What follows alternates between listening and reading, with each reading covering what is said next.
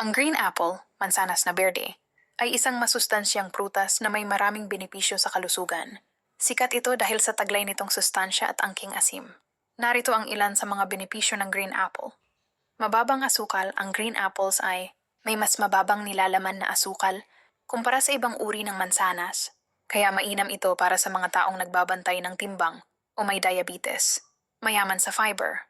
Mataas ito sa dietary fiber, lalo na ang pectin, na tumutulong sa panunaw at nagtataguyod ng paglaki ng mga malulusog na bakterya sa bituka, prebiotic effect. Mayaman sa fiber.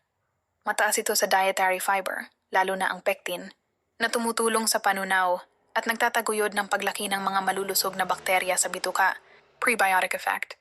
Nakatutulong sa pagbaba ng timbang. Dahil sa mataas na fiber content, nakakatulong itong magbigay ng pakiramdam ng kabusugan na maaaring makatulong sa pagkontrol ng timbang. Puno ng antioxidants at vitamina.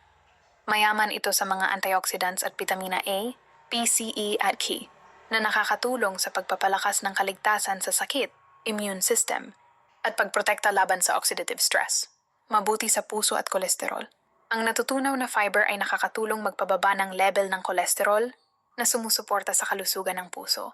Para sa balat, ang mga taglay nitong antioxidants at antibacterial properties ay nakakatulong na panatilihing malusog ang balat. Mahalagang paalala, bagamat masustansya, kumain ng green apple sa katamtamang dami. 1 hanggang 2 mansanas bawat araw, bilang bahagi ng balanseng dieta.